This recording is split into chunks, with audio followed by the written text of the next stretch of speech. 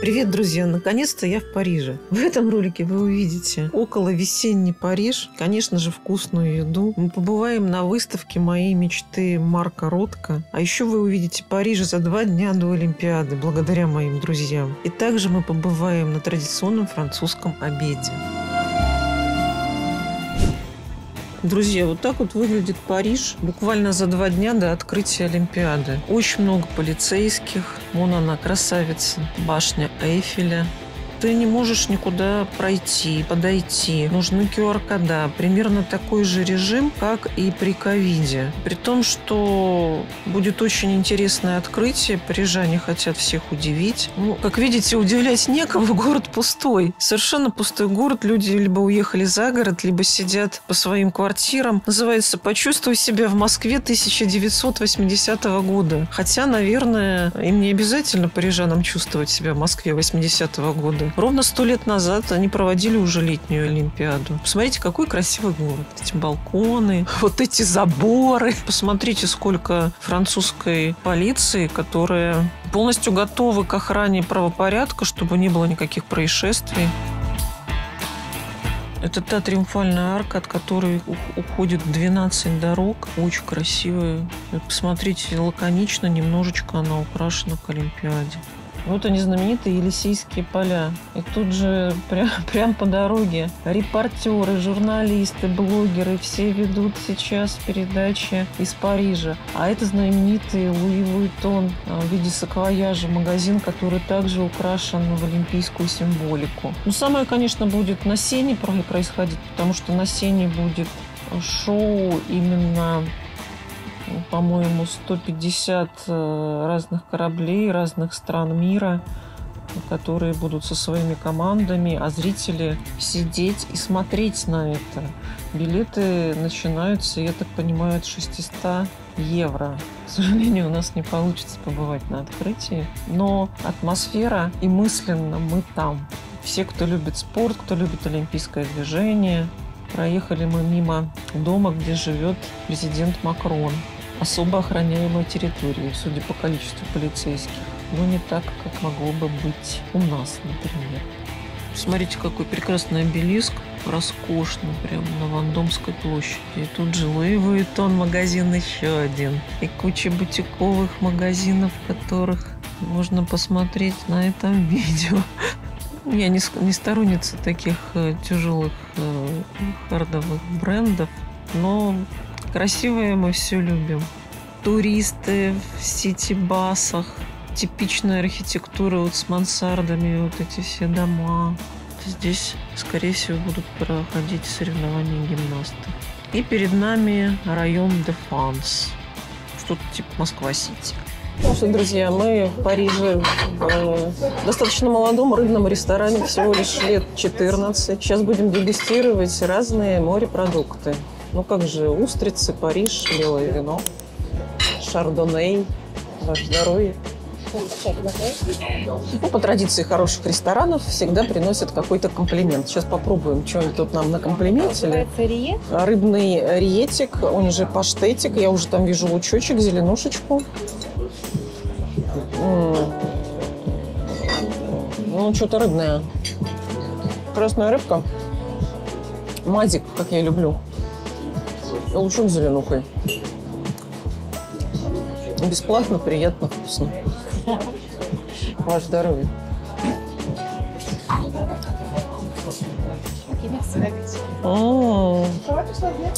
Вот это будет что-то восхитительное. Ага. Это Исини, Ютабиш и Рапану. Это будет потрясающе. На самом деле... Так, друзья, ну это вот что-то вот восхитительное, как вы понимаете. Возьму-ка я Жирардо без всего. А ты все, прям уже сразу, да? Прям да. Ой, какая она.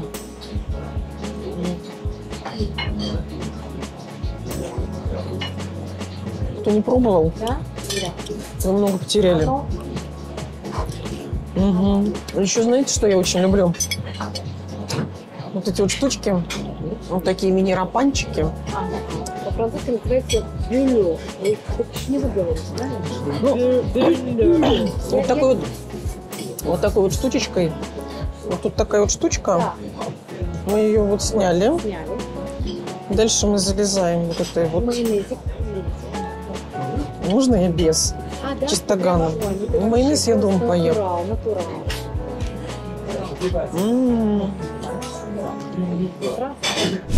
Друзья, так вот выглядит знаменитый Булонский лес.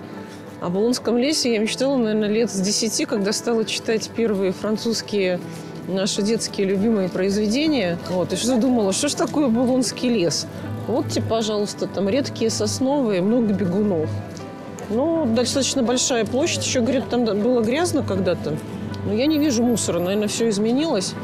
В общем, если кто мечтал увидеть Булонский лес и никогда не видел, ну, смотрите. Друзья, любителям Луи Вуиттона и не только посвящается. Вот это вот очень интересное здание начали строить в 2006, а закончили в 2014 году. И теперь там проходят выставки. Мы сейчас идем на Марка Ротко. Вот. Стоимость этого здания $143 миллиона. Сейчас это центр искусств. Очень клевое место, рядом с Булонским лесом. Здесь вот такой еще многоступенчатый фонтанчик. Потому что надо угораздило так нахлобучить-то.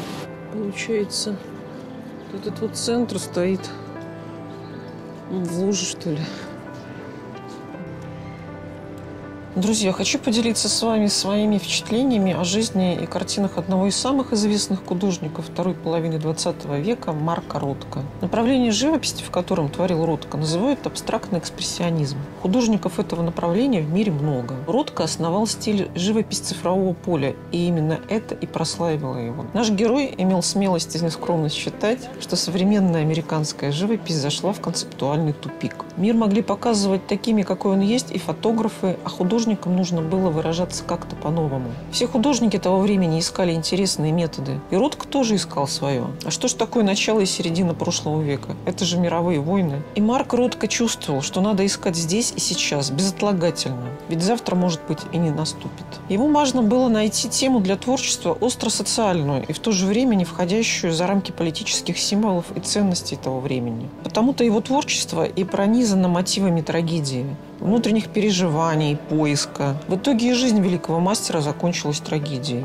Дело в том, что весной 1968 года у Ротко была обнаружена артериальная аневризма. Но проигнорировав рекомендации врача, единственный совет, которому он последовал, не браться за масштабные полотна более метра в высоту, и переключился на компактные формы картин. В то время еще и брак с любимой женщиной был в тяжелом кризисе. Ротко переехал жить в свою студию. А 25 февраля 1970 года ассистент Ротко обнаружил художника, лежащим без сознания на полу в собственной кухне в луже крови с бритвой рядом. Увы, на тот момент он уже был мертв. Картины Марка Ротко вы можете легко узнать благодаря сочетанию монолитных блоков чистого цвета, расположенными на глухом фоне. Вообще, сам художник не присваивает характер своим цветовым полям. Они должны помочь чувствовать то глубинное, что есть в каждом из нас. То внутреннее, которое лежит еще глубже, чем подсознание. Ну вот как, вот вы чувствуете свое сейчас глубинное? Его полотна всегда красочные и масштабные. Их можно найти в коллекциях музеев мировых столиц.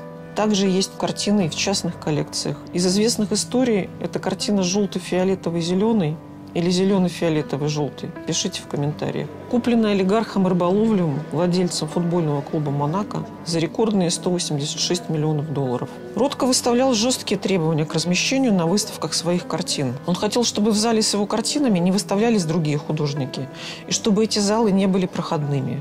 Этим он заложил идею другого вида искусства – инсталляции. Впервые я увидела его картины в Техасе, в Музее современного искусства города Форт Ворс. И я очень обрадовалась, когда узнала, что выставка будет работать, когда я планирую быть в Париже. Ну что, друзья, какая Франция без французского топчика, лукового супа? Ну, конечно, это не Мишлен, но очень дождливая погода, и канал «Путешествие вкусно» не вылезает из ресторанов. Пробую.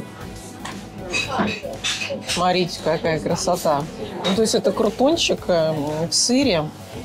Честно скажу, лук такими ошметками порезан, что я, наверное, только посербаю. Деревенский суп. Все как в деревне. Но дома мы сделаем лучше. Ваше здоровье. Площадь Бастилии и день взятия Бастилии прошел не зря. Официальный бутик Олимпиады. О, сколько, интересно, маечка стоит? 75. Ух ты ж. Да. Ну, они где-то все примерно 60. Очень небюджетно. Что, куплю какую-нибудь футболочку себе? Ну, себе купи. Ну, себе. А это тебе не надо? Нет. Тебе Черную? купи. Ну, она такая более... А давай.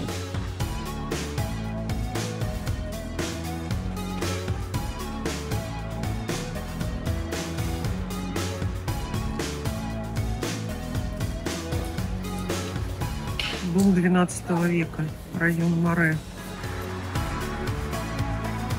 Вот перед нами в лесах стоит одна из 5 триумфальных арок и одна из 3, которые стоят на одной линии. Вот эта вот арка, она называется «Карузель». Следующая арка, которую можно увидеть, поднявшись на нее, это триумфальная арка на площади Звезды, от которой уходят 12 дорог. И дальше стоит 3-я арка, большая арка де Фанс. Это какая-то мистика, потому что все, что в Париже, это очень эзотерическо-мистический город, и здесь все имеет какие-то знаки, линии, круги и прочие элементы, которые вызывают много загадок, много историй, много закономерностей. И об этом мы узнаем немножко попозже, когда я приеду не на 2 дня. Тогда мы сможем это посмотреть, и я, может быть, что-то интересное вам расскажу. Пирамида только вовнутрь.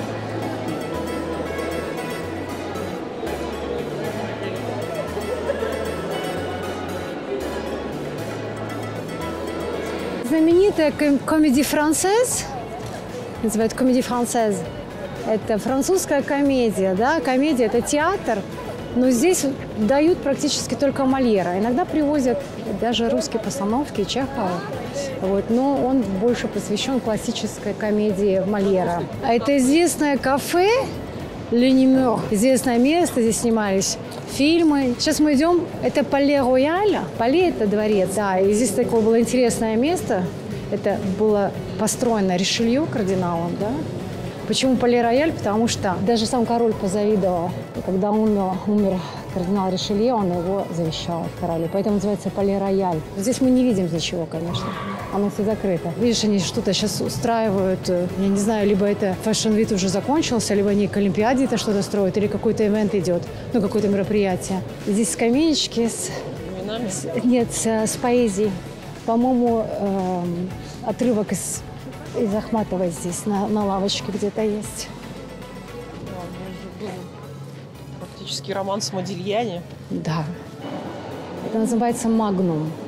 То есть здесь прям очень много литров вина. И оно считается, как бы, когда ты пьешь «Магнум», оно даже еще круче раскрывается. Чем больше бутылка, тем лучше вино. Здесь такой прямо винный бар с великолепной картой вин, где можно просто прийти на дегустацию вина. Мама ушла. Куда мама тебя оставила? Мама оставила. Ты плачешь, да? Ты плачешь, маленький. Ты плачешь. То есть это как у нас Ленинская библиотека, да? Типа того. Здесь много таких библиотек достаточно больших. Да, одна из них, она открыта публике. Ну, как бы всем можно прийти. Это называется Place des Petits Frères, площадь маленьких баб. И для меня вот эта площадь, она просто вот квинтэссенция Парижа. То есть здесь разные стили, да, идут где-то 17 здесь век. И тут же уже, пожалуйста, Бель Эпох тебе. Это церковь Святой Виктории.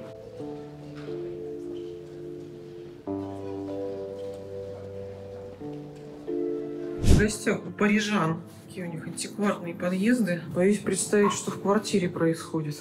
Все начинается с того, что лифт, я не знаю, вот мы тут вдвоем, прям в какой-то притык. То есть, если человек килограмм 100, то он один вряд ли даже сюда поместится. Друзья, мы сегодня с вами находимся в пригороде Парижа, называется Булонь. у прекрасной Ольги, которая нас пригласила на обед. И сегодня «Путешествуй вкусно» во французской семье. А что у нас будут давать, Ольга, на обед? Ну, к сожалению, главного француза нет, я за него. Ничего страшного. То есть я буду стараться. Николя, привет. Я буду стараться. По идее, значит, мы должны принять аперо за журнальным столиком. Французы, они никогда не садятся сразу за стол. А им нужно обязательно вот потренировать, размяться, да? То есть поэкономить воду, выпить шампанского. Да, как бы это такой, знаешь, это немножко еще и момент, как если, например, кого-то ты не знаешь, да, в компании. Как бы момент сблизиться. Да, получается, это, как называется, in English, breaking the ice, да? Этот момент, он, как правило, там легкие идут какие-то закуски, там может быть оливки, какие-нибудь орешки, это может быть... типа таких вот сейчас, вот как я собираюсь сделать маленьких, типа такие маленькие сэндвичи, даже не знаю, как на хлебушек, там можно патэ. Потом, значит, мы плавно переходим за стол.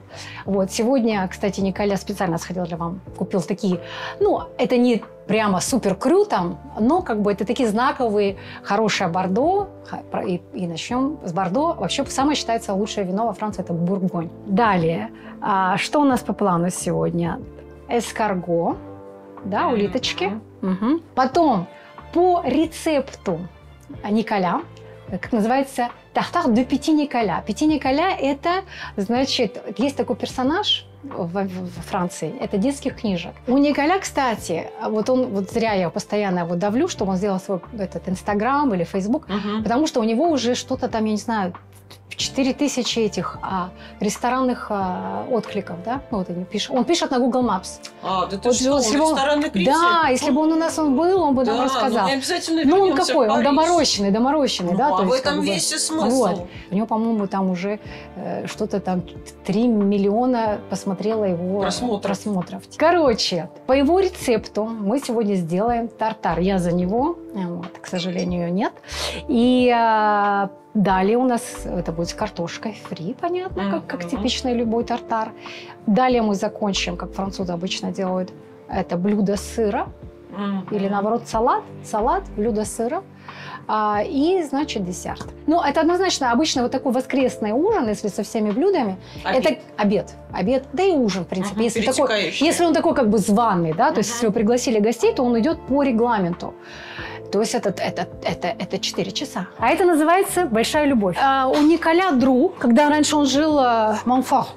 Там все живут эти киношники в этой деревне, да, она такая как бы типа а-ля Сент-Тропе парижская. И там у него художник, у него же бар винный. И это его, кстати, тоже работа. Ты видишь же, это вермеровская девушка с сережками. Он был вдохновлен...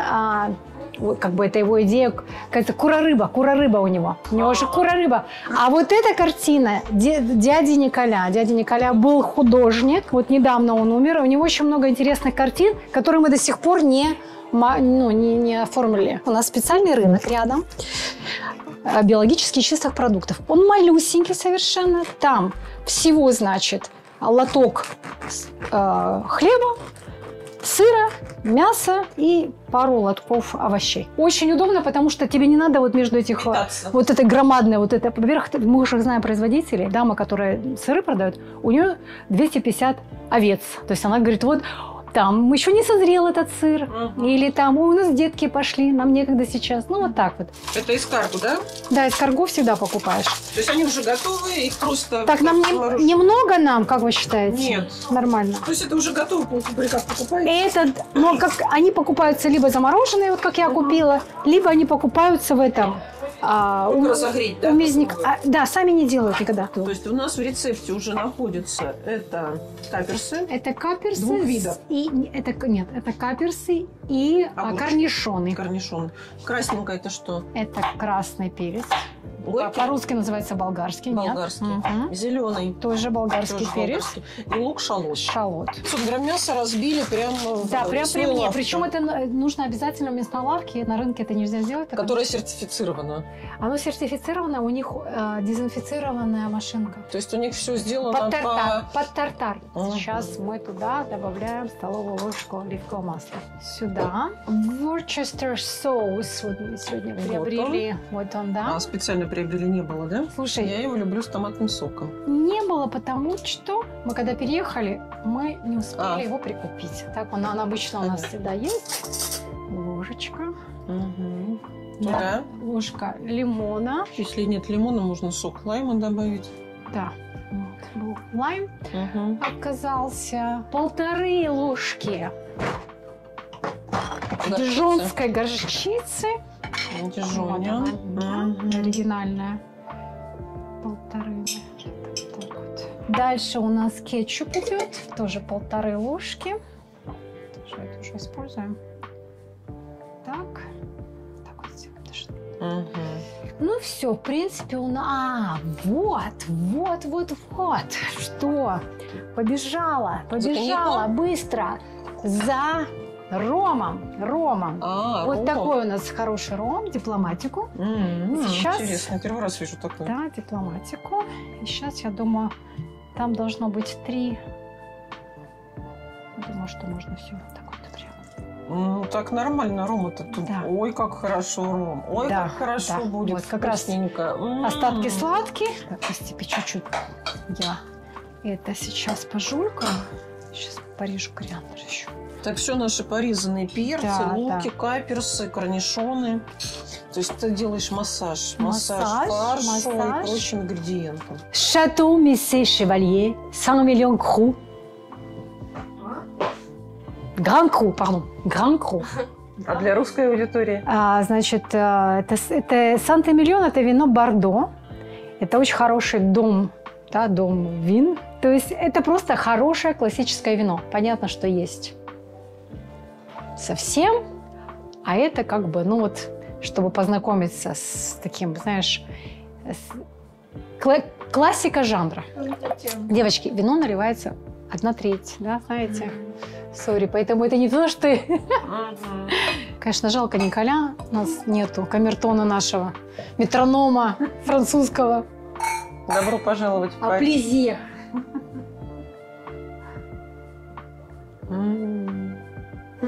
Нюхаем. Первый идет сюда. Потом кружим. Опять нюхаем. Другой запах совершенно. И уже пробуем. Ваш второй.